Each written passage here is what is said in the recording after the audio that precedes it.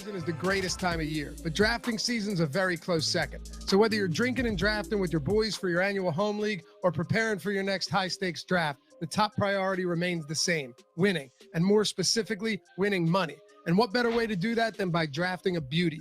That's why you've got to check out our brand new draft kit at Awesemo.com, created by experts who have profited over $7 million playing fantasy sports. These guys are going to help you crush your drafts this year with tools like the Draft Wingman that's powered by projections from the #1 ranked daily fantasy sports player in the world, Awesemo himself, and includes a one-of-a-kind recommendation engine that takes into account your prior picks to ensure a well-rounded team and optimal draft. Draft Wingman is also outfitted with best ball-specific recommendations, including our stack highlighting feature, which helps you complete your all-important best ball stack. If you're looking for more details, or maybe you're already down to join us for an incredible NFL season, click the following link and use the promo code WR, that's WR, to get the entire draft kit for only $9.95.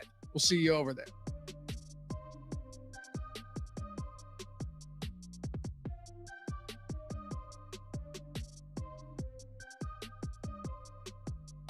Usually when you're talking about late round running backs, sleepers, late round gems, call them whatever you want, there's a reason they're going in the late round. It doesn't always mean there's a good reason for that, though. And in some cases, it's a bad reason. But really, when you think about a sleeper, when you think about these late round guys, it comes down to one thing. There are wildly varying opinions on all of them, right? And given that, they're going to go much later in the draft. I got a bunch of guys on today's list, top 5 must draft running backs after the 10th round, that are very simply in spots where they could be great this year. But at the same time, maybe they won't be. We don't know. But we've got a situation with so many of them where the field, where the people we're drafting against are taking an entirely different stance. They are all in on whether it's their teammate, whether it's just someone in a timeshare. They're all in on them and completely disregarding these other guys, despite the fact that there might be evidence to the contrary that, hey, maybe these are actually good picks here and we have way less risk that we're diving into. So I'm Dave Lockren. You're watching the Awesemo Fantasy Football Channel. Thanks for being here as always. Hit that thumbs up before we get started if you like this stuff. Subscribe to the channel. Help us get to 10K. And, well, let's get into it. Oh, and if you still aren't playing at Underdog Fantasy, you're just letting life pass you by. You'll get $25 when you sign up using the promo code Awesemo and get to compete in some monster tournaments that pay out over $1 million up top, or the puppy that pays $100K to first and is only $5 to enter. Best Ball is the greatest version of fantasy right now, and Underdog's by far the best place to play it. Use the promo code Awesemo when you go to UnderdogFantasy.com and start cashing, baby. Let's be clear. The Rams didn't trade for Sonny Michel to make him their lead back. We all know that. But I'm not convinced he isn't going to get a decent amount of work in this backfield either. LA essentially gave up a 4th and a 6th round pick for Michel, which certainly isn't nothing. And this is why I was so hesitant to feature Darrell Henderson in any of my videos up until this week. Of course, when I finally decided to do so, putting Henderson at the #1 spot in my latest video, he hurt his thumb the same day. And then the Rams signed Michel, so you just can't win here. But the concern was always that Sean McVay would bring on another running back after Cam Akers went down. But I thought we were finally out of the woods. Clearly, I was wrong. Michel only carried the ball 79 times last year, but he averaged by far a career-best 5.7 yards per attempt. It might have to do with the fact that Cam...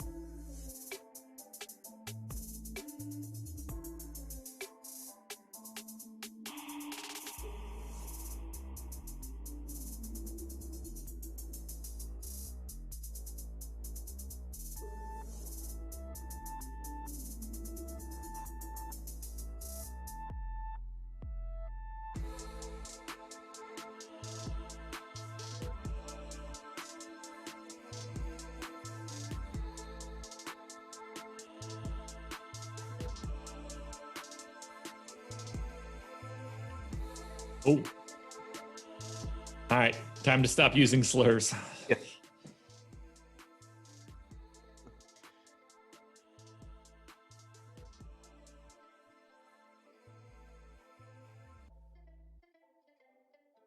We are live. Welcome to the MLB Strategy Show. It is Friday, August 27th. I am Josh Engleman. I am joined by Adam Scherer, and we've got the whole Megillah today. 15 games, all 30 teams on the slate, and we are going to break it down not once, but twice today. So be ready for it. Let's start here. Hit the like button, subscribe to the channel, hit the notification bell so you know when everything goes live. You don't want to miss it. We have content constantly, whether it's here, the Awesemo odds channel, the Awesemo fantasy football channel, hell, the podcast streams where you can get betting you. You're not getting it anywhere else other than our podcast feeds. So make sure you're subscribing there as well. Let's start here. Adam, how are you? How did Thursday go? I'm good. Thursday was fun. It was fun on Twitter. It wasn't so much fun in DFS.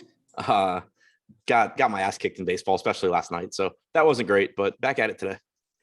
Well, we'll be sure to go through all of our roster ships throughout this entire 15 game slate, but we shall start at the top of the heap, Phillies and Diamondbacks. And I'm putting it out there now. I've already bet on the Diamondbacks, which is rarely a fun thing to do. 5.3 run implied total for the Phils, 3.4 for the Diamondbacks. Aaron Nola, Taylor Widener. Nola pulling a pretty sizable chunk of ownership given the fact that there are 30 pitchers today. 27% owned, in fact, at 10,200. Widener pulling a crisp no ownership whatsoever. What do you want to do with Aaron Nola against the Diamondbacks? I think he looks pretty good, owned about where he should be.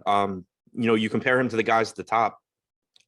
Garrett Cole, really the only other true ace on this slate. Really difficult matchup for him with Oakland. I think it's a much better matchup for Nola against Arizona. He's also been a much better pitcher at home for years. So I think that's at the very least something that, moves the needle a little bit in his direction. We've seen it for so long at this point. So I do like Nola a lot here. He has one of the highest strikeout percentages on the slate at 29.3%, 3.47 xFIP. Just a really good pitcher in a good spot. So I actually have him a little bit lighter than the current ownership, and I'm actually a bit heavier on Cole. Do you see a lot of separation between those two guys? I don't mind lumping Cole in, like we're obviously going to talk about him.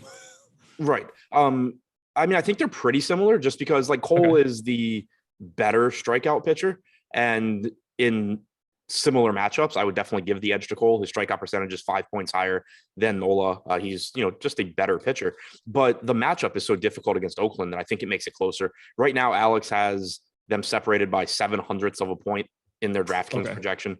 I think that seems right to me just because the matchup against Oakland is so difficult. I have it significantly bigger than that. I've got Cole by 4. So there's that. That's a lot. Yeah. And I'm not obviously Garrett Cole is the better pitcher between the two, just if I have to pick. I mean, maybe not obviously, but he is. I don't know if it's just the home run factor for Nola getting him bumped down a little bit, because it's a pretty neutral park for runs, but big time park factors for righties and lefties, a little bit different on the Oakland side. Anxious to see how that ends up. I have them both, I believe, throwing the same amount, but let me double check that. I've got Nola in for 6 innings. I have Cole in for 6 1/3. So he does get the extra out to bigger strikeout rate via steamer. Certainly a tougher matchup, a little bit better strikeout matchup, or at least that's the way that I have it right now for Cole than it is for the Diamondbacks. The Diamondbacks are bad, but don't really strike out a ton, at least based on the lineup that I have in now. Either way, I like both guys, but I was a little surprised to see 27% onto Nola, and I am, at least as of right now, a little bit lighter than that 27% number. I think. Go ahead. No, I was gonna say, I think I get around there again. I think that it's kind of the same pitcher. Matchups included. Taylor Widener? No, thank you. I didn't think so. It ain't that day, we don't. There's 30 guys going. We don't have to have that kind of conversation. Yeah, his strikeout numbers have been fine this year, but everything else is pretty bad. 11.5% walk percentage, 5.22 xFIP, 1.9 home runs per 9. No Rhys Hoskins makes the Phillies lineup a little bit weaker, but still don't really think you need to get to Widener. I am with you. That's why I'm surprised to see this line. I think Widener's probably at best average, maybe a tick below it. To be 1.9 run dogs, I have it at 1.1. So I bet the Diamondbacks at plus 200 or something along those lines, because it feels way too big of a gap. I don't think this lineup is all that much worse than the Phillies lineup, all things considered. It doesn't have a Bryce Harper in it, but it's just like a lot of just average-ish guys. And I think like the Phillies have a very comparable lineup. Ultimately, that's not going to matter because one of these guys is facing Aaron Nola. I got the Phillies as my number 3 stack against Widener, 14th in leverage. So basically neutrally owned. Do you want to get to Philly today? I think it's a pretty good spot. Like I said, the strikeout numbers for Widener have been solid, but other than that, he hasn't been very good. It's a negative park shift for him as well. But ownership coming in on the Phillies too. So see you to Skyler in chat who said he was going to leave when that word was used. But it's just, I think, an overall pretty good spot, but the ownership is there. I do think there's also a chance. I mean, not even a chance. Hoskins is out, so the lineup is watered down a bit. McCutchen didn't play yesterday. Not sure if he's on the injured list or if he's just banged up or what, but if he's out, that makes it weaker as well. Still, looking at guys like Segura, Harper, Real Muto is going to be appealing, but not quite as deep a lineup as you normally get from the Phillies. We're going to need, unless this, let me just grab this ownership again. We either need a new run on, I think we need a new run on top stacks. I don't think this is displaying correctly. Let me just double check it though. Yeah, that hasn't changed. Yeah, this isn't right because the Phillies aren't actually grabbing a 13% ownership share on DraftKings. That's not I have what them these at 5.8. Yeah, so do I, but it's showing 13.1% on the top stack tool, at least for me. No, I'm saying it's showing 5.8. Interesting. Mine's showing 13.1, and I'm like refreshing. I understand how to do that. Just trying to make you look dumb. You're on the top stack tool, and you have 13 point, or you have 5.8. Because that's what I have in my sheet. Are you on FanDuel? Did I just do this again? Son of a bitch! I was on FanDuel. I mean, kudos to you. Like, I don't know why I was on FanDuel. I don't go to the top FanDuel stacks ever. And I appreciate that. Well, hey, by the way, I got it at 5.8. So, well, when I was looking at it, I was like, okay, that doesn't make sense. Like they're not, nobody's above 10. How do they have 13% ownership share? Like this is not at all correct. So I feel a little bit better here. Someone mentioned the weather here. I mean, I typically don't even look at the weather in the morning because it's going to change throughout the day. But it is, as more of an overarching note, we've gotten some pretty clean weather days recently. This does not look like it's going to be one of them.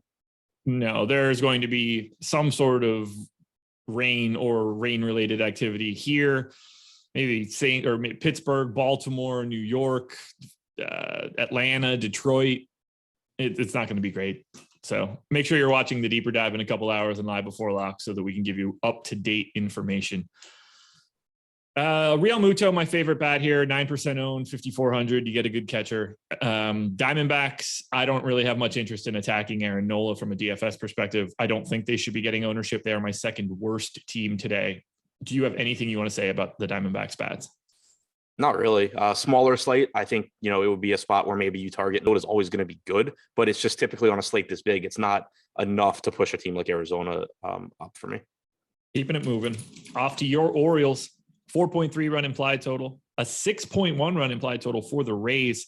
Matt Harvey and Shane McClanahan. And for some strange reason, Shane McClanahan is $10,700 today and pulling a crisp 1% ownership. I mean, look, I get the Orioles are not all that great, but the offense isn't bad. And if you're at 10-7 and you can't get owned, you probably set the price incorrectly. 5,400 for Harvey, also unowned. Which pitcher are you more likely to roster? That's actually a really good question. Probably McClanahan. Barely, maybe. The answer is neither. I don't want either one of these guys. Why is he 10,700? I don't know. The bigger question is why is he more than Nola and Cole? It would be one thing if you wanted to say okay, Nola is going to be 11.4 and Cole's going to be 11.8, then we'll make McClanahan 10.7. But you can't make McClanahan more expensive than those two. He's really good. Don't get me wrong, but he's not typically not going as deep into games as those guys. He's just racking up strikeouts in his 5-ish innings. That's not something that really is on the same playing field as guys like Cole and Nola. Yeah, it just doesn't make any sense for this slate. And it creates this scenario where we've got a guy at the top who is basically useless in terms of DFS. There's no real reason to ever want to get to him. I have 3+ points below Aaron Nola before factoring in salary. if he were in the mid nines, he'd probably be able to get like 10 to 15% ownership and be viable. I just don't find him to be viable here. I don't know why you would want to go there. Right. Like in theory, the way he gets into a lineup is you have some cheap hitters together that are popular. And so you have the money. And then it's just like, okay, well, if McClanahan beats Nola and Cole, I'll be different than everyone else who used a similar build. But realistically, when it comes to building your lineups, it's one of those situations where, is Garrett Cole, should he be a 29-1 favorite against Shane McClanahan? Of course not. But there's going to be much better edges you can push before you start getting to playing the game where you're like, okay, well, let's hope that McClanahan scores 21 points in 5 innings, then gets the win to get to 25. Then we also need Cole and Nola both to have mediocre outings so that they don't score 25 points. Like there's just going to be better, more likely spots that you can get to on a slate this big. Yeah, it's really, really mind-boggling to me. By the way, crypto pills just dropped, I think, 3 minutes ago. I don't know if you were ever looking at those. No, I wasn't. I don't know what that is. They are like cartoon drawn pills. So sounds like something you'd be into. Hey, man, that's not my bag. I'm all natural, man. I don't mess with that kind of stuff. 0.07, 2,200 remaining. Gas is through the roof, though. I can't help myself for talking about this, but I'm not spending 0.03 ETH in gas anyway. Let's get to hitting here because I think that actually matters. I have the Rays as my number one stack of the day. They are the number one stack on the top stack tool, particularly if you click on DraftKings and look at it correctly. I have the Orioles 20th, but some room for some leverage too. Let's start with Tampa Bay. How do you want to manage it? They are basically owned appropriately. Yeah, I mean, on a slate this size, at least the raw ownership's a little bit lower on teams like this. I think that you'll be able to get there. It's a positive park shift for them. Harvey, we've talked about it. He's maybe not as bad a pitcher as people sort of like to make him out to be, but he's still not good. It's still a good matchup for Tampa Bay. Overall this season, a 16% strikeout percentage to righties, 18% to lefties for Harvey, 200 expected ISO to lefties, 175 to righties. And now you just get tons and tons of power in this park. You're going to get Nelson Cruz back in the lineup now that they're back in the American League. It's a really, really good spot for Tampa when you combine, a pretty good matchup with Harvey. And then also the Orioles bullpen is just terrible. So you also have spots you can get to on this team like Brandon Lau, Nelson Cruz, Arozarena, Meadows, and all pulling some ownership. But Joey Wendell, 5.5%, Wander Franco, 7%. Yandy Diaz, 3.1. It's going to be easy enough to still get relatively low-owned Tampa Bay stacks. I expect to be getting to them quite a bit the way things look right now. Yeah, I don't have any problem getting there just because the aggregate ownership isn't all that high enough that I want to separate from the team that is pretty clearly my top stack. Next closest team is like a 2 or 3 percentage point behind. And we're seeing that same sort of thing on the top stacks tool. Do you have any interest in going to Baltimore? I have them as a little bit under-owned, all things considered. They're not very likely to be a top stack, but I think the offense is better than people give them credit for. It's certainly a park that can bring the home runs. The problem in this scenario is that Shane McClanahan's pretty good. And because he's priced in an inefficient way, we don't really get any leverage from his ownership. So it's kind of useless to get to Baltimore. Yeah, exactly. You're not getting any negative correlation really with the field. Baltimore, I feel this way about them a lot. I don't mind getting to them as lower owned one-offs or mini stacks just because people are going to go to teams that project a little bit better. But guys like Ryan Mountcastle, Austin Hayes, Pedro Severino, Anthony Santander, these guys all have power. Santander in particular appears to finally be healthy after a slow start to the season. I mean, this guy hit the hell out of the ball for the last 2 years and then started out poorly this year, dealt with some injuries, making it look like those last couple of years may have been the real thing. So 2,800 for a hitter of his talent level is pretty cheap. Cedric Mullins having a fantastic year as well. Like there is talent in this Orioles lineup. It's just that the matchup against McClanahan is really difficult. There's going to be spots that look better. And like you said, McClanahan's not pulling any ownership himself. I don't have anything else to add in this spot. You're going to be rostering some Rays. We'll definitely talk about it in a bit. Shout out to the poorly priced Shane McClanahan for today. Anything else you want to touch on, Orioles or Rays? Nope. Pirates and Cardinals. 4-run implied total for the Pirates, 4.8 for the Cards. Dylan Peters and J.A. Happ. Happ getting to 7% ownership at 8K. That seems about right, given the fact that he gets to face the Pirates, who strike out a bunch and aren't very good. I don't really need to get to a ton of J.A. Happ, though. He seems like perfectly acceptable filler, but no sort of priority. Yeah, that's exactly how I feel. Like, he's not a very good pitcher, but again, you can just stream pitchers against the Pirates at this point. The park is favorable for pitching as well. I think Happ is priced where he should be. I think the ownership's where he should be. Yeah, getting to some Happ is fine. I don't anticipate taking a huge stand one way or the other. Dylan Peters. I don't think so. I had some of him the other day, but that was a much smaller slate where he was facing, might have actually been the Cardinals, I don't remember, but he was facing some team that was really, really popular. This slate's different just because there's so many more pitching options. The Cardinals are pulling like 4% ownership, so you're not getting a ton of negative leverage there. Peters, overall not a great pitcher by any stretch anyway, so don't really see much reason to get there. That works for me. Cardinals are my number 12 stack, but probably a hair over owned. The Pirates are my number 21. Doesn't really matter their ownership. I'm interested in a little bit of St. Louis, but the Cardinals bats are sort of like J.A. Happ as a pitcher today. They're filler. If I have a little bit of it, it's not going to freak out, but they're not going to be a priority at the top for me. They just sort of exist. I think I might like them a little bit more than you, but in general, I agree. I like the ownership here though. Like Tyler O'Neill at 4,200, I think is in a good spot. He's projected to be the highest owned hitter on the team at only 8.5%. Someone like Harrison Bader at 2,800, I like him in matchups where the opposing pitcher doesn't miss a lot of bats. Since 2019, Dylan Peters has a 17.7% strikeout percentage against righties, 246 expected ISO. That sets up really, really well for guys like O'Neill and Bader that have power but swing and miss a lot. Then you get, of course, Nolan Arenado, Paul Goldschmidt are going to be strong options, but they're both really expensive. So it's actually an opportunity to pay up to be contrarian when you're getting Arenado at 3%, Goldschmidt at 1.5%. You also have a cheap Dylan Carlson in there at 3%. Right now, I think the Cardinals actually look pretty appealing. I think they would be boosted a little bit more for me, but they're running out a lineup pretty commonly for the Cardinals, in fact, of 8 righties, ignoring Happ. Right-handed home run power in Pittsburgh, 91 park factor, really, really mutes righty power. So I think that's dinging them a little bit for me, and that's what's like sort of making them just be a team in the middle of the pack for me. Yeah, like I think that's fair. Like if they were playing in a better park, they would look better. But like they still have a 5 implied run total here, and they're still facing a really not good pitcher and not great pitchers behind them either. Time for me to mention that I do have the Cardinals projected a little bit worse than the current line is showing. I did not, though, bet on Pittsburgh today. Did bet on them yesterday. Worked out quite well.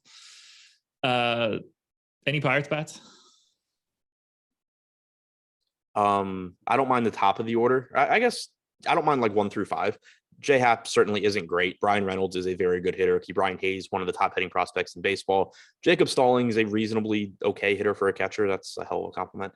But it's kind of like the Orioles for me. Of course, the matchup for the Pirates is a lot better, but it's a team where like I don't mind using some of these guys at the top as just low owned value where people will be going to other options, but it's nothing I'm prioritizing.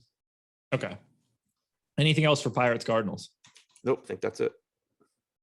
Indians and Red Sox, 4.4 run implied total for Cleveland, 5.6 for Boston. Logan Allen and Eduardo Rodriguez, Erod at 8% ownership, 9,400. No ownership going to Allen. I'm kind of just neutral-ish on Rodriguez. I think 8% is about right. Are you looking to get to more Erod? Normally the answer to that's yes. A little bit more difficult on this slate since there is good pitching to pay up for, but I do tend to think he's a little bit underrated. 8% ownership is pretty low for someone with Erod's stuff. He has the 4th highest strikeout percentage on the slate. The only pitchers ahead of him are Cole, Gossman, and Nola. 28.6% strikeout percentage, 3.41 xFIP for Rodriguez. Not the best matchup because, we know especially the middle of this order for Cleveland can do some damage. It's going to be a predominantly right-handed lineup, but that's not really an issue for Rodriguez. This year, he's struck out 28.1% of righties, 281 expected WOBA, 119 expected ISO. I think Rodriguez, at the very least, is a good contrarian option in tournaments. Yeah, I don't. Would you rather have? This should be a fun question. Would you rather have Eduardo Rodriguez at 9,400 or $200 more expensive Joe Musgrove? At their respective ownerships, I think I would lean Rodriguez. Okay. That's one. My answer with Musgrove is pretty much always going to revolve around ownership because I have no idea what the hell to expect from that guy any day. Fair enough. any interest in a $4,700 Logan Allen against the Red Sox? It's a really cheap price, but no, I don't think it's going to be necessary. Fair enough.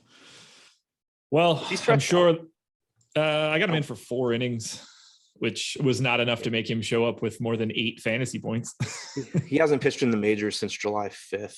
I mean, the answer regardless is that I don't think you're going to need him, but obviously like 4,700, if he theoretically could go like 5 or 6 innings, is better than if he couldn't. But either way, I mean, it's a terrible matchup against the Red Sox. There's tons of other options. Well, let's talk about those Red Sox bats and that terrible matchup. They are my number 2 stack, 13th in leverage. I actually think they're under-owned. Sign me up for some Boston Red Sox bats. They are really good.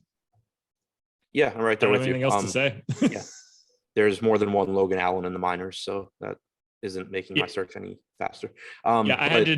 I had to delete the other one from my steamer projections because he was like sorting incorrectly. And I was like, I don't have the energy for this. They're not both going to pitch. For anyone curious, 4 1/3 last start, 5 before that, 4 2/3 for Allen at AAA. So he's stretched out. Very unlikely to matter in this matchup. The Red Sox look very, very good. Alex has them with the 4th highest top stack percentage, actually a little bit lower than I expected it to be. But I do think it's a very good matchup here. Allen is just not a great pitcher. Going back to the start of 2019, 14% strikeout percentage against right-handed hitters, 230 expected ISO, lots of right-handed power in this lineup for the Red Sox. Lefties hasn't been great against them either. 12.9% strikeout percentage, 272 expected ISO. Certainly can still look to guys like Schwarber and Devers, assuming that they're in the lineup. So I think it looks like a really good spot for Boston. I think I'm actually going to be a little bit higher than Alex is right now.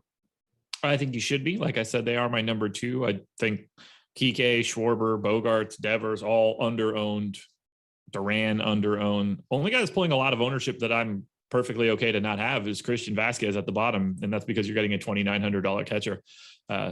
Happy to get it, but 9-hole, not necessarily something I'm super worried about. Anything on the Cleveland side? This right now is my number 2 leverage stack. I guess I would like Erod to have a little bit more ownership, but there is no ownership coming to Cleveland. And I mean, I get to this Cleveland team a lot just because that core of Jose Ramirez and Franmil Reyes from a power perspective in DFS is just really easy for me to want to get to. Do you like Cleveland at all against Boston? I'm with you on Reyes and Ramirez. You know, Miles Straw is still a really cheap leadoff hitter as well, and they are pulling like 0 ownership. Right now we have Miles Straw projected to be the highest owned hitter on DraftKings at 1.2% from Cleveland. So, you know, they have good enough hitters. Like Ramirez and Reyes are good. Ramirez in particular is very, very good. But then you get like Oscar Mercado, who's really cheap. Miles Straw is really cheap. So it ends up being a stack where like you get 2 really good players, and then at least the guys that are not quite as good, you're not really paying for either. So I could see getting to them a little bit. But again, I think it's just going to be a situation mostly where I have a lot of respect for Erod. And there's a lot of offenses to go to on the slate that are just going to look a little bit better than Cleveland. Yeah, that's really the problem. Their overall chance of success is too low for me to really care about the leverage. But like Miles Straw, 2,700 in the leadoff spot. I'll pretty much like anybody. It doesn't really matter what your talent level is. If you are unowned and hitting in the leadoff spot at a sub 3K price tag, you are by default to me a solid option. And that's how it shows today. So that makes it 3. If you're getting a 4K Rosario as a shortstop, like that top 5 fills out really easily, falls off a little bit after that. Yeah, definitely drop off there. Yeah, the 66 WRC plus projected for Austin Hedges is not exactly a number that you're looking for, along with the 30% K rate. Yeah, it's not great. I thought he was going to end up being like I thought he was going to kind of be like a Mike Zunino type, you know, power hitting catcher that strikes out a ton when he was with the Padres, but never really happened. Yeah, now he's just a guy that strikes out a ton but doesn't hit anything. So sorry, Austin Hedges, if you have Austin Hedges home runs. Yeah, I'm sure that'll happen. He probably ranks pretty decently from a power perspective, but yeah, the moment I start talking shit about him, you can pretty much guarantee he's going to be good tonight. I definitely have the reverse ability to do that kind of stuff. I'm like the opposite of King Midas. Anything else for this game? Someone said Ahmed Rosario needs some respect. I think he gets a little bit too much respect just because he hit second. He's actually not a good hitter at all. A absolutely average 100 WRC plus with a minimal ISO, but you know, 4K shortstop, that works. Yeah. Showed up in my sim 3% of the time. So like Yeah, I guess that's 3 times the field, but it's still 97% of the time I probably want a different shortstop. Yeah, from a DFS standpoint, he's fine, especially when Cleveland's in a good spot. But the guy's got a career 92 WRC plus with a 134 ISO. I don't think he needs more respect. No, probably not. Schedule for the rest of the day. 4 more shows. 2 p.m. Eastern time on the Awesemo Fantasy Football channel. It's the Awesemo Fantasy Football Show. Laffy, Aton, Ben, talking a little pigskin. Then Adam and I will come back at 3:45 for the deeper dive, going an hour 15, breaking down every single game once again. MLB Live before lock at 5 p.m. I have this in my sheet incorrectly, but I knew it just by looking at it. We are an hour earlier today, so it's Greg and Gundacker taking you all the way up to 6 p.m., at which point we transition to NFL Live before lock. Eric, Matt Kajeski, breaking down all things NFL, heading up to that 7 p.m. lock. Plus, free content today, MLB top pitchers, MMA pro plays. Check out the links from Nightbot or browse directly to awesemo.com. Mets and Nats, 5.2 run implied total for the Mets, 3.8 for the Nats. Rich Hill, Paulo Espino. Rich Hill at 10% ownership seems pretty good for 6,800. 1% ownership going to Espino. Not somebody that I'm looking for all that much. What do you think about Rich Hill, 6,800 against this Nats lineup? I think he's priced about where he should be, given the fact that the Mets just don't let him work deep in the games. I mean, his pitch counts recently, 71, 68, 74, 80, 81, 5 innings, 3 2/3, 3.55. Didn't give up. He gave up 4 earned runs 5 starts ago, 3-2-3 previously. So like, it's not like any of those were shortened because he was pitching horribly. They just kind of were like, hey, go get us 5 innings and then get the hell out of the game. At 6,800, I think that's fine. It's not a bad matchup against the Nats.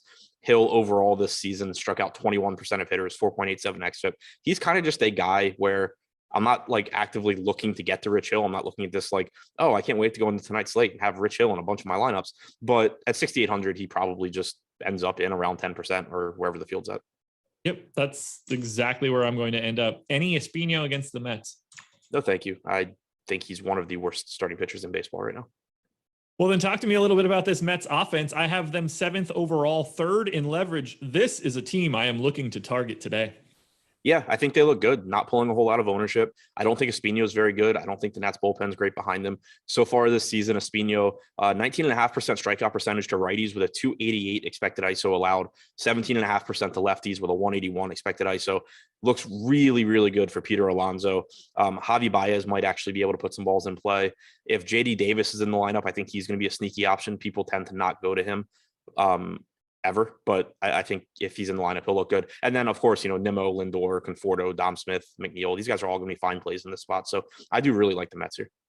Yeah, you and me both. The lack of ownership is really great to see. Like Pete Alonso at 5%. I got him double that.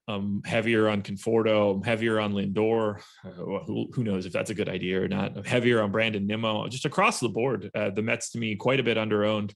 7th overall, but 3rd in leverage. I mean, that's going to drive you up to be probably like my 2nd or 3rd favorite stack in the grand scheme. So yeah. I think Peter Alonso might be my favorite bat that we've talked about so far. It's probably pretty close for me, just given that disparity in my sim rank compared to his current ownership and like the fact that he's also a massive masher. And I picked him to win the home run derby. So he's a bit of a kindred spirit for me right now. Any Nats bats against Rich Hill? If Zimmerman's in the lineup at 2,800, that's not a bad value option. Soto, always you can roster, but I don't really see anything that I expect to be a priority here. I think I don't think he's good, but I think basically, he's going to go like 1.5 times through the lineup or something like that, and then get out and get into the bullpen. So I don't think it's a super appealing spot for Washington. Nah, it's not for me. Tigers and Blue Jays, 4.2 run implied total for the Tigers, 5.3 for the Jays. Matt Manning and Steven Matz. Matz is getting bucketed into this group of guys that are all in like that 7 to 10% ownership range where I don't really care anything about them. He's 8% owned. He showed up in 7% of my sims. Do you have anything interesting to say about Steven Matz? No, I think he's just like another guy. Alex has him projected to be a little bit under-owned. He doesn't have great strikeout stuff. I don't think he's a great pitcher. I don't think he's bad. 22.4% strikeout percentage, 3.94 xFIP. The Tigers offense is going to be predominantly right-handed. Eric Haas is expected back today, it looks like, which makes the lineup a little bit more dangerous. Against right-handed hitters in particular this season, Matz has struck out 20% 153 expected ISO, 325 expected WOBA. He's kind of just a guy in like an average to probably slightly above average matchup. I don't really feel strongly one way or the other. I did the last time he pitched, he also faced the Tigers. It was a smaller slate. I went overweight on Mats and overweight on the Tigers. Figured, one of those two things works out. I think he went like 6 innings with 1 strikeout and 1 earned run or something. So it just was miserable all the way around. Matt Manning? No. Fair enough.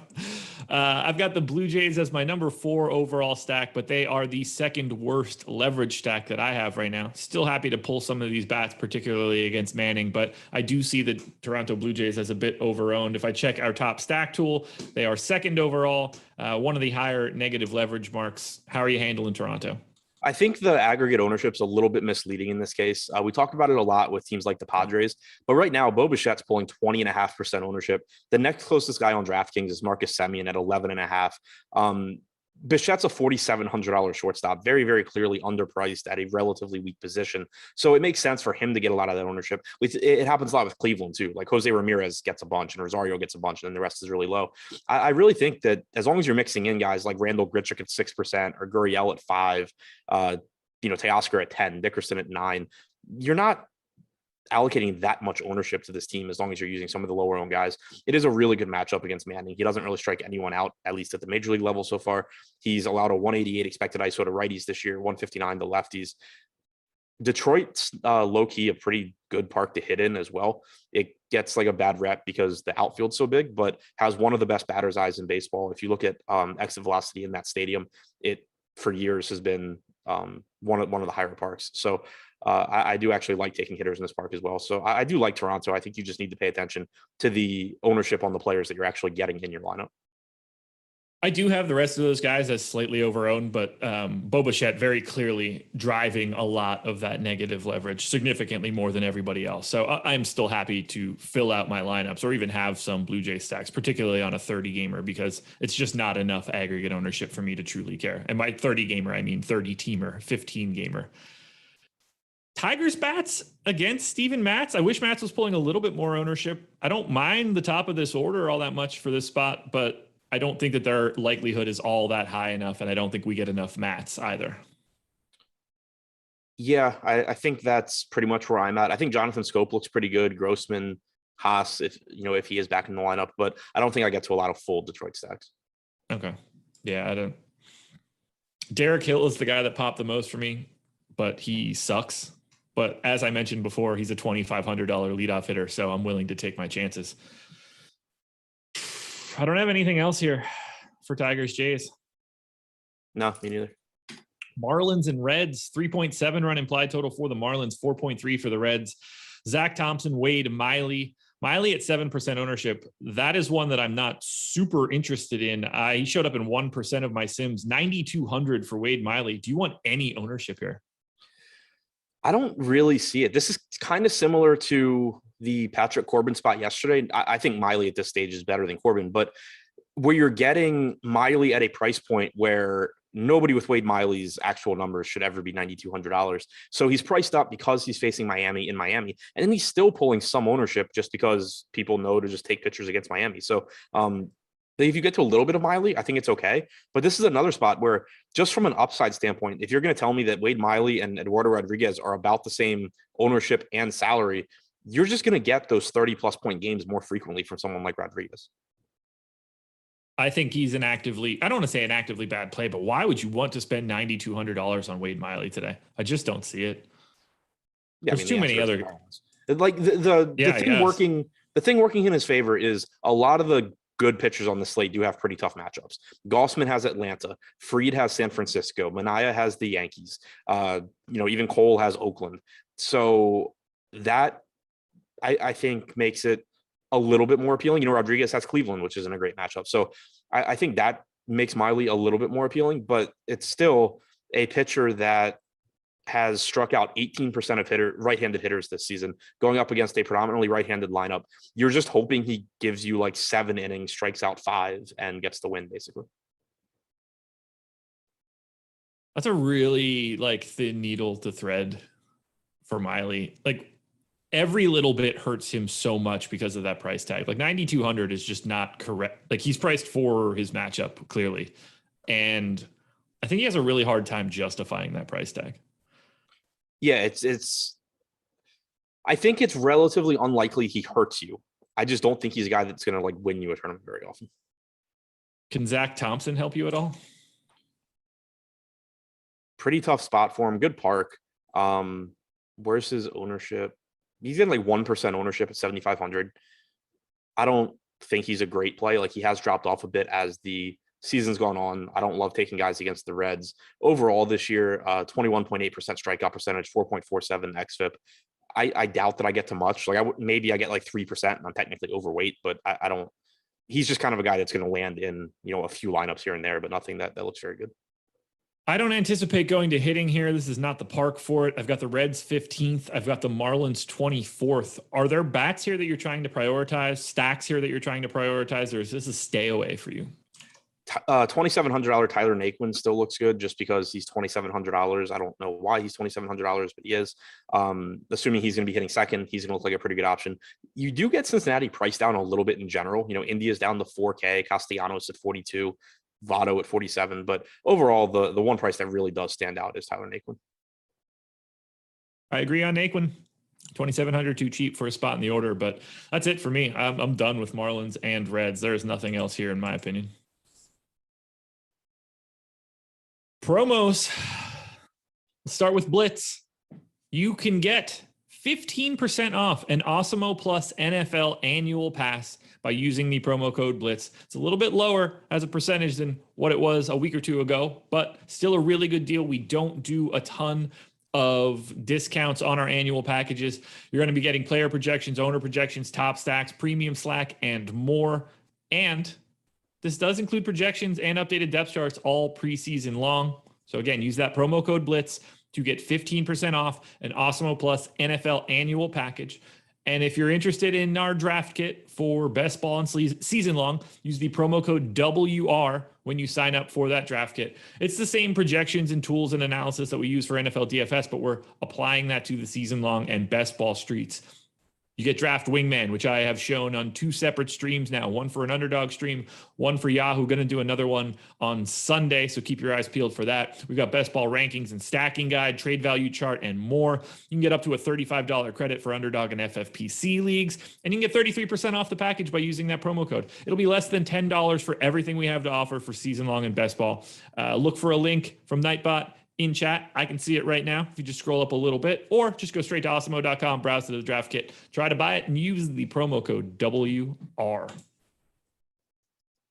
Braves and Giants. I love Fridays because we get new matchups. It's always nice to talk about like 2 new teams playing each other for the first time in a couple of days. Like usually that's going to be a fresh one for Friday, Saturday, Sunday. So it's always at least a new feel for today's show. 4.1 run implied total for Atlanta, 3.9 for the Giants. Max Fried and Kevin Gossman. This one should be fun. Neither guy getting owned. 9% for Fried on DK at 8,700, 6% for Gossman on DK at 9,900. Do you want to get to more of these guys, or is the matchup just too difficult for both? I think the matchup's really difficult for both. So I think the case for either one is more of an ownership versus talent play. Like Max Fried's a good pitcher. Strikeout numbers are pretty solid, 23.7%. Good at limiting hard contact, only 0.83 home runs per 9, 3.63 xFIP. He's a good pitcher. It's a tough matchup against the Giants. You have had Buster Posey miss several games in a row. If he's out again tonight, that weakens the lineup a little bit. Brandon Belt's on the bereavement list. So, lefty-lefty matchup, but still a really good hitter. That won't be in the lineup, but it's still just a tough San Francisco lineup. So it limits my interest in Fried. And then on the other side for Gossman, he's struggled a bit as the season has gone on. He started the year out absolutely fantastic. He's dropped off a bit. Still has the ability to go out there and put up big games, though. And there are some strikeouts in Atlanta's lineup. Hang on. Okay, never mind. He's on the COVID list, but he's not? What? You said there are some strikeouts in Atlanta's lineup. Hold on. I was about to be like, oh, are there not? Yeah, no. I didn't realize Gossman's on the COVID list, but he's not expected to miss the start. So he has, dropped off a bit. Also, kind of some tough matchups. Last start was against Oakland. You don't really expect great numbers there. 5 starts ago was against Houston. In between, he had Arizona twice and the Mets, kind of decent outings there. So overall, I think that he's regressing a bit, but he does still have really, really good stuff. He can get a lot of swings and misses. And then you have, Soler, Riley, Swanson, Duvall. These guys will strike out a bit. Albies is difficult to strike out. Freeman's really good. D'Arnaud is actually pretty tough to strike out as well. But a little bit better matchup, I think, for a righty like Gossman than for lefties going up against this Atlanta team, only getting 6% ownership. So, we kind of talked about McClanahan's low ownership compared to Nola and Cole. If I'm taking that approach and trying to get someone that has a really high ceiling at the top tier of pricing that isn't Cole or Nola, I think I get the Gossman before I get to McClanahan. And I think that's not really not surprising. I think that's kind of just going to be the case for everybody. Gossman showed up in 6% of my sims, spot on the ownership. Fried showed up in 5%, and he's 9% owned. I just have a hard time wanting to get to more of these guys, given how good both offenses are. And I don't really, because they're not getting any ownership on the pitching side, I don't really have a ton of interest in grabbing the bats for the Braves and Giants. It's a decent play in terms of grabbing talent, but I don't really see this game as ultra viable in offense or from a pitching perspective. Yeah, not super interested in the pitching either, or the hitting rather. I wanted to pull up Gossman's recent numbers just because I kind of think that it's all there's some narrative, I think, where it's like, oh, he's not pitching as well because he's sort of been disappointing from a DFS standpoint. Over his last 5 starts, only 24 innings pitched, which is not great, but still a 30.6% strikeout percentage, 2.82 xFIP. It's not like he's just turned into a bad pitcher all of a sudden. He still definitely does give you that upside. So, again, just interested in him in tournaments, but it is a tough matchup. I got nothing to add here. The guy that showed up the most for me, 3-way tie at 4%, Austin Slater, Buster Posey, Darren Ruff. So I'm going to go ahead and keep this one moving straight to Rangers and Astros. 3.9 run implied total for the Rangers, 5.4 for the Stros. I think this is correct. Let me just double check. There were a couple of teams that didn't have starters when I started my day. I think this was one of them, but maybe I'm wrong. No, it's not. Glenn Otto going for the Rangers, Jake Odorizzi for the Stros. We'll start with the main man, Glenn Otto, who looks to be making his debut here, has no stats, at least on MLB.com. 5,300. Glenn Otto, thoughts against the Astros here? 37th ranked in Texas's organization, according to FanGraphs. So a little bit better than Jake Latz the other day, but not by much. 25 years old, making his major league debut. He came up in the Yankees farm system. I'm guessing he was part of the Joey Gallo trade. I don't know for sure, but it seems likely. 20 innings pitched for the Rangers at AAA, 10 1/3 for the Yankees at AAA this year. That was his first stint at AAA in his career. About a 24.5% strikeout percentage. Seems like he might be okay, for the minor leagues, probably like a 4A type pitcher. Just someone that isn't very likely to have success at all against Houston. Absolutely. Is Jake Odorizzi likely to have success against the Rangers? Because he has 22% ownership right now. And I'm not going to lie, it feels a little high, but the fact that he is 6,700 makes it a lot easier to get to. Yeah, 6,700 and facing the Rangers. It's kind of like, if you're going to price Wade Miley at 9,200 against Miami, you probably should be bumping Jake Odorizzi as well. He's not a particularly good pitcher. He for his career, he's kind of just been like a fringe guy where he should be a little bit better than he is. Now he's kind of taking steps back as well. 4.84 xFIP, 1.78 home runs per 9. The thing is that Texas, is a pretty bad lineup. So I think Odorizzi makes sense as a value, but also I don't really love the ownership coming to him because I just don't think he's a very good pitcher. And I think there's a lot of alternatives on this slate.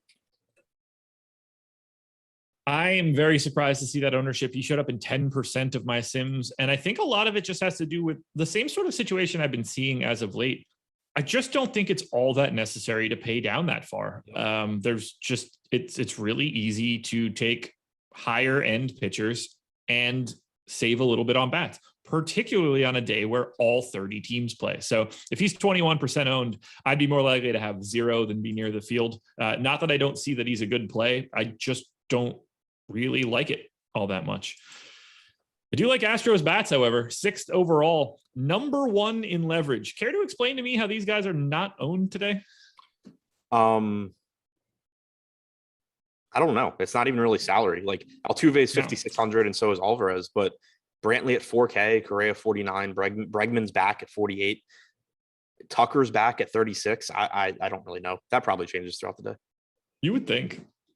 They look really good. I mean, they were if already. It doesn't, they're the number 1 team to me. Yeah, they were already good. And then now you're getting them, you're replacing guys like some combination of Jake Myers, Taylor Jones, Chas McCormick with Alex Bregman and Kyle Tucker. Kind of insane. All righty. Well, I want to play all the Astros. Again, 6th overall, 1st in leverage. Take as much as you want. Do you target Rangers bats against the ownership of Odorizzi?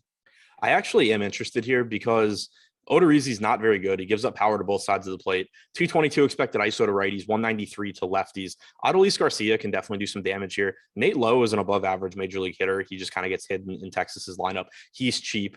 And then you just get, Yanni Hernandez, not a good hitter, but he's really fast. Odorizzi is decent at holding runners, but Hernandez probably tries to steal anyway. Peters, Ibanez, Solak, these guys are just all so cheap that using them to round out a stack is fine. But individually, I think it's Garcia and Lowe that I actually like from Texas. I'm really curious about that Odorizzi ownership as it goes throughout the day. If that maintains north of 20, I think it opens up Texas a little bit more than I would have ever thought. Not a very good team, that's for sure. But I'd be perfectly fine if I just have like good 5-man stacks and then I'm using, Nate Lowe and Adolis Garcia or something. That works. Anything else here? Rangers and Stros? Nope. Twins and Brewers. 4.5 run implied total for the Twins, 5 for the Brewers. Andrew Albers. I don't know if that one's true yet either. It is. Andrew Albers, Eric Lauer. Albers 6K, not owned. Eric Lauer 9K, not owned. Are either of these guys going to be owned for you? Man, I said it a lot there. You did say it a lot. Made me a little uncomfortable. No, I don't think so. Lauer, 9K, kind of a similar pitcher to Wade Miley, just not in nearly as good a matchup. 21.4% strikeout percentage is a few points higher than Miley. 4.35 xFIPS, a little bit higher than Miley as well. 1.1 home runs per 9, but just don't really see the upside for him going up against this Minnesota team. This is one game too that I think has, no, maybe not. I thought it had weather concerns, but it doesn't look like it. Just either way, I don't really see a reason to get to Lauer. I don't really see a reason to get to Albers. Not a great strikeout guy. Has spent most of the year at AAA for Minnesota. In his career overall, he's pitched in 27 games, 18 starts. He's 15.4% strikeout percentage. Just don't really see a need for either of these guys on the slate. Did you see his age? Albers? Yeah, he's 35. Is he really? Wow. Yeah. I thought he was like 28, 29.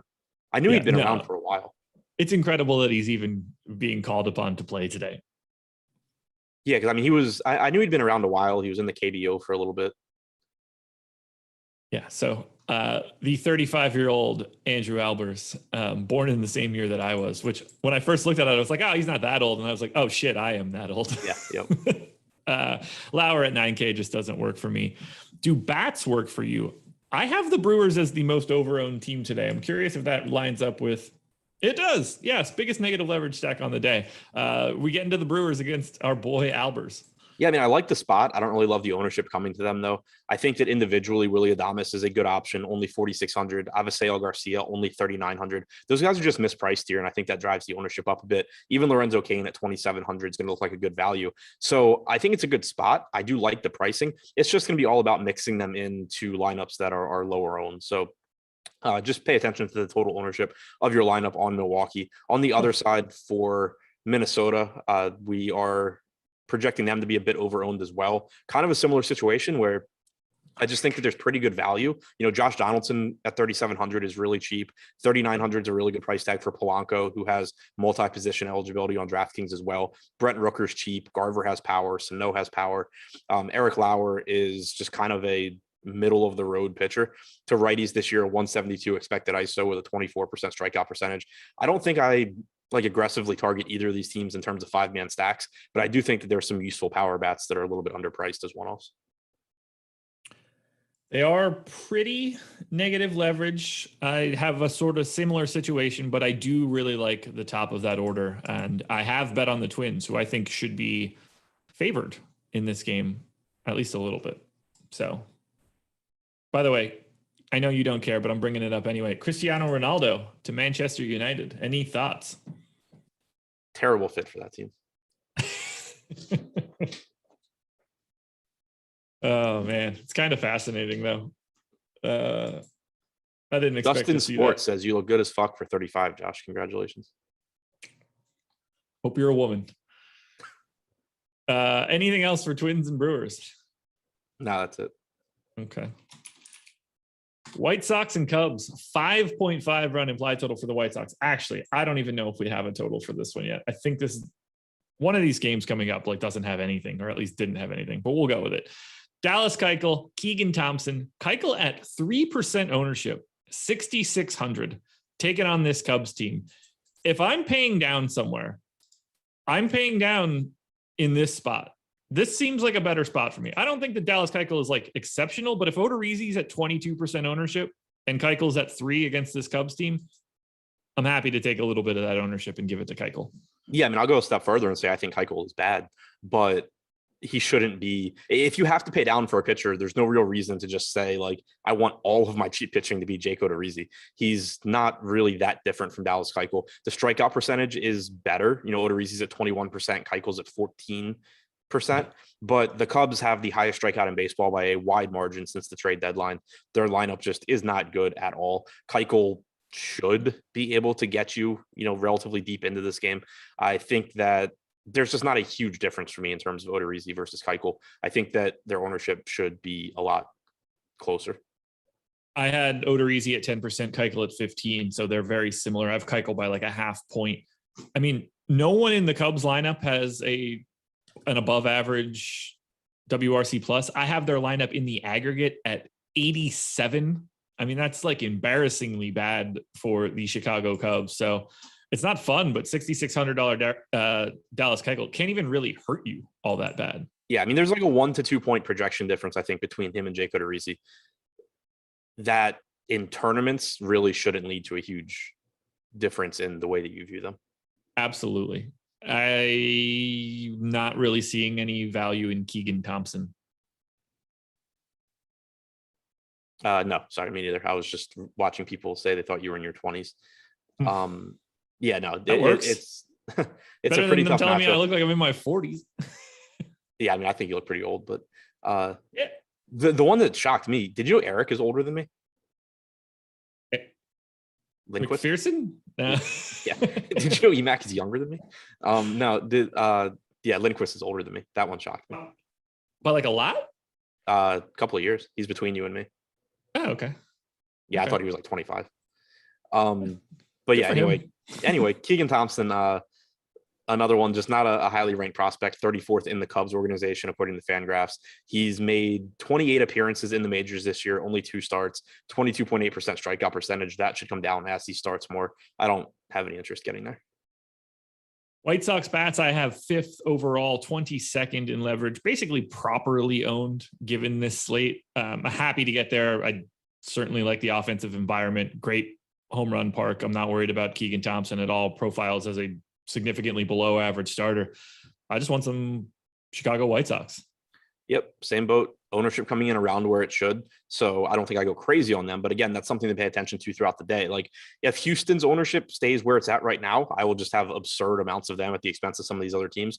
But assuming that comes up, it's going to allow me to get to more of teams like Tampa, Toronto, the White Sox, the Red Sox that are, more or less owned where they should be, but still look like they're in really good spots. You have Tim Anderson back. His salary has also fallen. He's down to $5K. Not long ago, he was $5,700. Luis Roberts still reasonably priced. Eloy Jimenez still reasonably priced. It's just a pretty fairly priced White Sox team in a good spot. Yeah, I think they're properly owned, and I'm happy to get there. I just want more White Sox than everything we're showing. Like I'm happy to get a little bit more than the field given this spot. I'm happy to get more Dallas Keuchel given the ownership. Either way, I'm in. I don't want Cubs bats though. Yeah, same boat. I mean, Frank Schwindel at 3,200, Wisdom 5K, Duffy's 3K. Like I do think Keuchel is bad. He's not getting enough ownership though. If Keuchel were like getting Odorizzi's ownership, I would have interest in the Cubs more so. He's allowed a 204 expected ISO with a 12% strikeout percentage against righties this year. I think Frank Schwindel and I think Patrick Wisdom are the 2 guys I target here. Anything else, White Sox or Cubs? Nope. You know what you guys should do? You guys should head to oddshopper.com, the presenting sponsor of this show, because you want to shop around and get the best line. That's going to be one of the best edges you can find. Don't leave money on the table if you don't have to, whether it's just regular game lines, player props, player futures, team futures. It's all there, updated in real time. You can get notifications when those lines move. You can get expected win percentage and expected ROI numbers on all of the player props. It's all based on the same sort of stuff we're putting out for our projections. It's all there on OddsShopper. And this doesn't cost you a cent. This is going to help you out. No doubt about it. If you are interested in sports betting, if you are betting on sports, OddsShopper should be the first place you go. 1, to browse the lines, and 2, just simply place your bets. It's not going to cost you a single cent, and it's absolutely going to save you money. No other way around it. Just use OddsShopper. Go to oddshopper.com. 4 to go. We're getting there. Angels and Padres. 3.7 run implied total for the Angels. 4.8 for the Padres. So TBD starter on the Angels, I've got it as Packy Naughton, which doesn't feel like a guy that should be throwing in the majors. He sounds like he should start a bar fight in Ireland. Joe Musgrove going for the Padres, 18% owned Musgrove at 9,600. I have that spot on. I have him at 19% of my sims. Packy Naughton at 4K did not show up for me in the 4 innings I gave him. We'll start with Musgrove. How do you feel? And then let me know your thoughts on Packy Naughton. Yeah, I said it 3 times. I don't even know how to pull him up. PACKYNAUGHTON. Got it. Nice. Yeah, so Musgrove, I think the ownership is around where it should be. He's still a good pitcher, as inconsistent as he's been. Over his last 10 starts, he has still struck out 20. I got off the page because I pulled up Packy Naughton. He struck out 24.9% of hitters over his last 10 starts. That's, you've seen the walk rate come up since the beginning of the season for Musgrove, but overall, he's still a pretty good pitcher. He's just volatile because he's not actually as good as he was at the beginning of the year. The matchup against the Angels is okay. You kind of have to work your way around Ohtani, around Walsh, but then you do get some strikeouts with guys like Marsh, Stassi, Adele, Upton if he's back in the lineup. It's not a terrible park to pitch in either. So I don't want to go crazy on Musgrove here, but I think 18% ownership is very reasonable. You and me both. Have you gotten to my boy Packy yet? Yeah, and then I went back to Musgrove. I'm a mess right now. 1 major league appearance so far, went 1 inning. He pitched in 13 games at AAA this year and made 9 starts there, 1 start at AA. 56 2/3 innings at AAA, 21.7% strikeout percentage, 5% walk percentage, 4.4 FIP. Just kind of seems like a guy that isn't going to be necessary in DFS. Yeah, I agree completely. Padres are my number 8 stack, 27th in leverage. A lot of ownership going to Austin Nola. I assume that's people just misclicking, although he is just 3K. Do you want to go to the Padres here against my boy Packy? A lot depends on where the ownership ends up. Right now, it's coming in around where it should, which, of course, you can go to Tatis and Machado and Cronenworth. These guys are all really good, but compared to some of the other offenses, I'm going to like them a little bit more. I think I like the White Sox a little bit more. I like Tampa. I like Boston. Obviously, I like Houston more. So that pushes San Diego down a little bit. I can't type. I got a new keyboard, and the keys seem to be either closer together or not in the same spot they used to be. I mean, obviously, I don't mean they're in different locations on the keyboard, but it's not the same distance for my hands. I can't type right now. It's really miserable. Love the keyboard. Loved my old one. It's just not good. Angels bats. Ohtani. Yeah, pretty much. Ohtani and Walsh. Walsh, yeah. Yeah, not a great one. This one I'm actually anxious to talk about. A's and Yankees, 3.4 run implied total for the A's, 4.2 for the Yanks. Sean Manaea, Garrett Cole. Manaea at 14% ownership at 8,400. Seems reasonable. Garrett Cole, 29% owned at 10,500. I made my thoughts known before.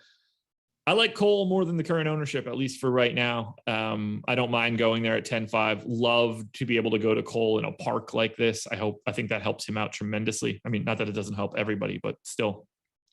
What are you going to do with Cole? I think that the ownership between him and Nola is going to be really important. Right now, we have the ownership about the same. To me, that's where it should be. I think they project very, very similarly here. Again, better matchup, I think, for Nola. Cole's the better overall pitcher. The park isn't great for strikeouts is the thing too, though. Oakland doesn't strike out a ton anyway. The park hurts strikeout numbers because of the ridiculous amount of foul territory. You just get, pop-ups that normally would be strike 2 end up being outs. And so that hurts a little bit. not to say Cole can't just go rack up strikeouts against anyone, but I just think it's a pretty difficult matchup for him. His strikeout numbers are also lower against right-handed hitters again this year, 30.4% to righties, 38.8 to lefties. Probably going to be a predominantly right-handed Oakland lineup. The highest strikeout percentage in the projected lineup, you have Matt Chapman at 28%, but then it drops off quite a bit. Like Sean Murphy's at 23.8, Olson's 22, Kana's 22, Lowry's 20, Moreland's 20, Marte's 16, Harrison's 15, Andrus is 15.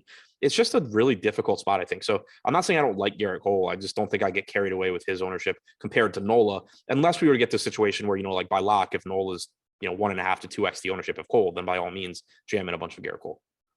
Breaking news in the NBA world. Are you ready? What did the Wizards do? That's not the Wizards. Okay. Cleveland is acquiring Chicago restricted free agent Lauri Markkanen on a 4-year, $67 million deal in a sign and trade.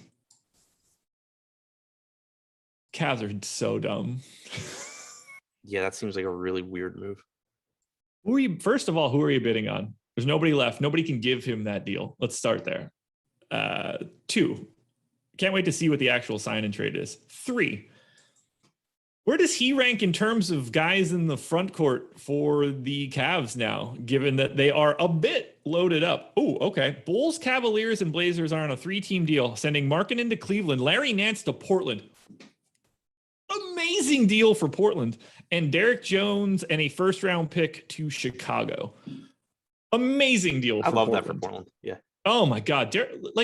Larry Nance is really good and will help them out tremendously as a stretch 5. Oh my God. Amazing. Or just a 4 that isn't Carmelo Anthony.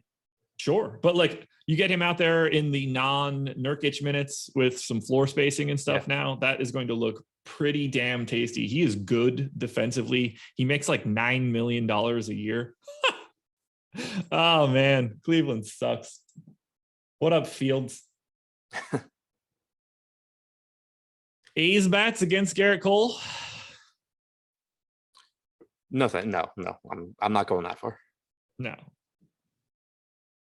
Yankees bats against Manaea and 14% ownership feels a little interesting, but this is a terrible park for bats. The good news is the Yankees don't care about that park. They're like the Monstars.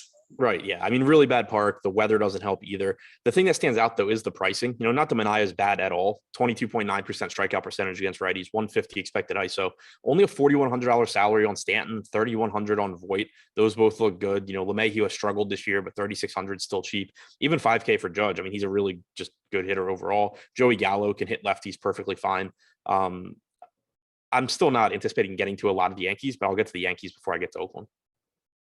Likewise, but I don't really anticipate getting to either of them. The Manaea ownership will help that decision for the Yankees for sure, but that's really the only driving force.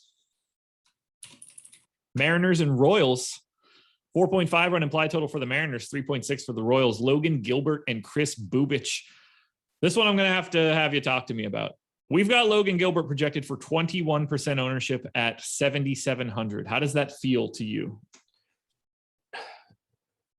It feels so. Logan Gilbert's numbers overall this year are good. He's had a good rookie year, 26.6% strikeout percentage, 3.94 xFIP, 1.32 home runs per 9.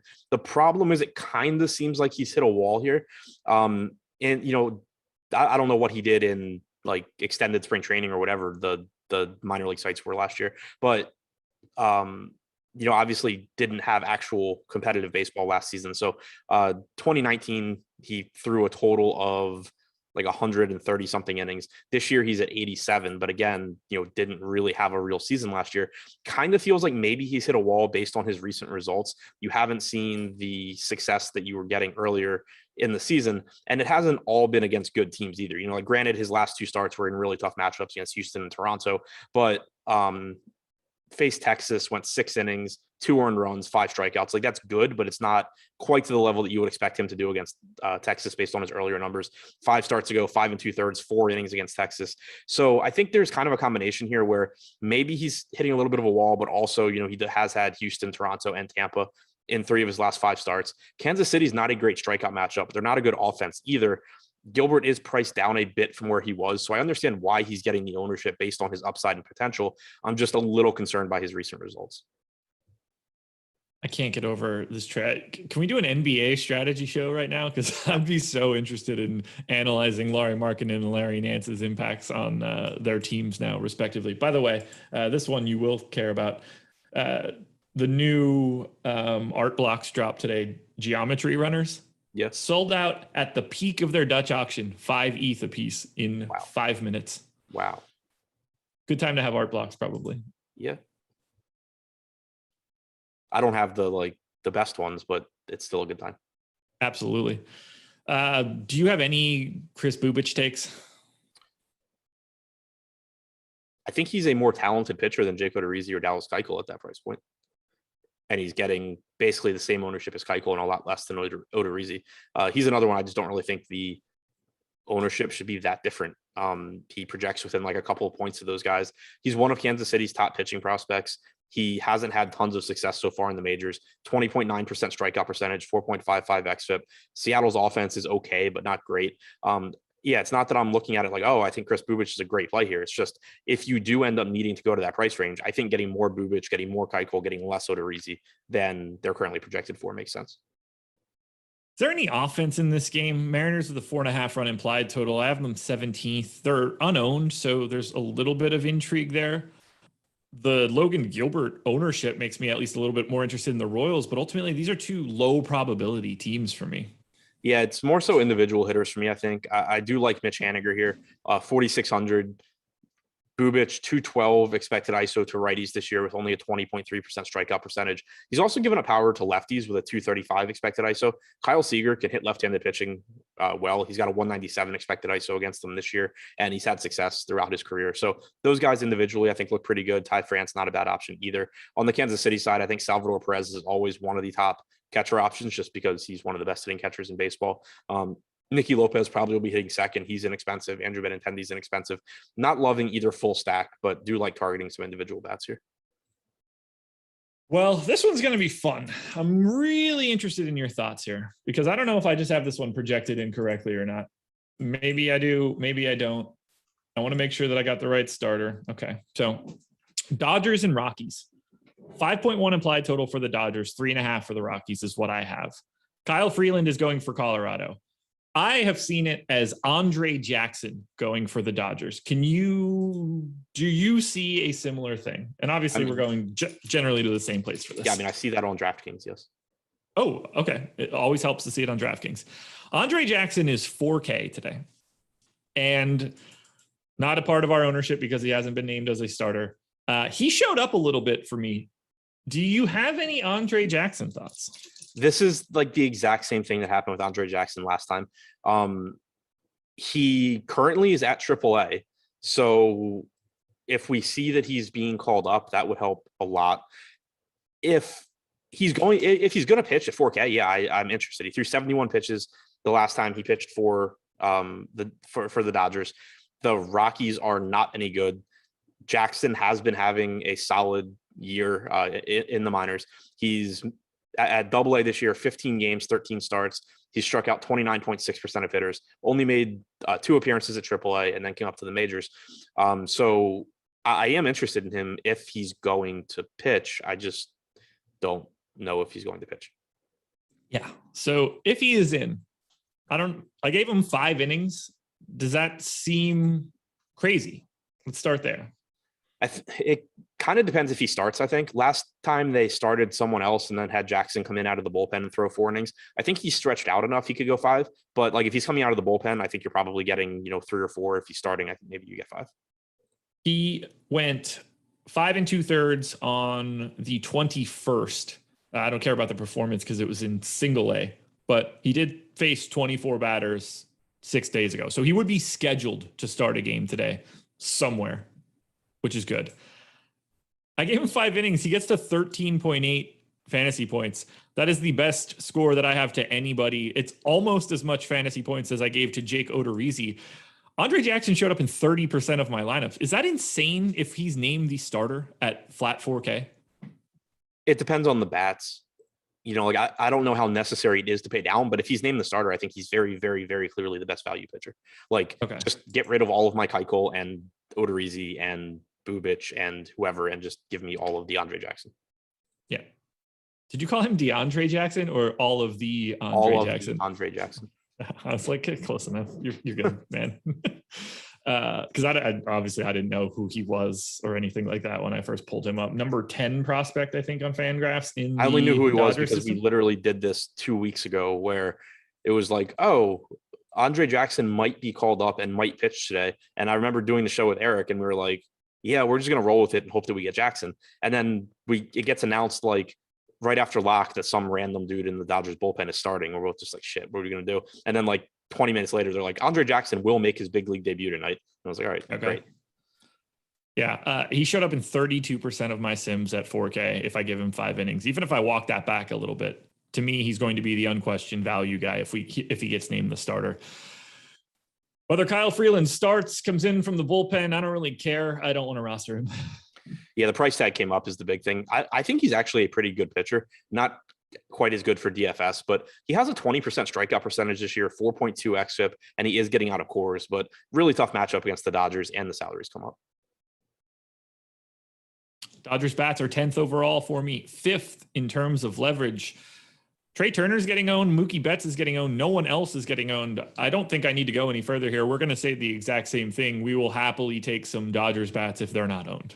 Yeah, as good as I think I don't even want to say as good as I think he is, even though I think he is very underrated as a pitcher, I'm still not going to shy away from a low-owned Dodgers team against an average to slightly above average pitcher.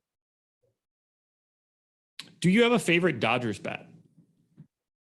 I mean, it's always going to be one of Turner, Betts, or Muncy. Yeah, that works. No complaints. Let's say Andre Jackson is the starter. Like, let's say he gets named that long before the slate is going to start. What do you think his ownership ends up being? If he's named the starter like way before the slate starts, 15 to 20%. Okay. Does that make you want to get to the Rockies at all? No, because for one, they're really bad. For two, it's a big slate. And for three, they're finally priced like they're in Coors Field, even though they're not in Coors Field. Blackman 5,500, Story 5,200, Crone 5,600, McMahon 5,200. You could go to Sam Hilliard at 2,200. I don't really know how that happened, but I don't really have interest in the Rockies one way or the other. Okay. I don't either. 27, tied for 27th in my top stack odds. So best I can tell, man, 15 games up, 15 games down. We are done here. I don't got anything else. Do you? Back and do it in 3 hours. Yes, we will. Well, let's sum it up quickly. Favorite stacks? The way things look right now, Houston, Tampa Bay, Boston, Dodgers, White Sox. Red Sox, Phillies, Astros, Mets, probably my top 4, just combination of upside and leverage. Favorite pitchers? Nola, Cole, Jackson if he's going to pitch.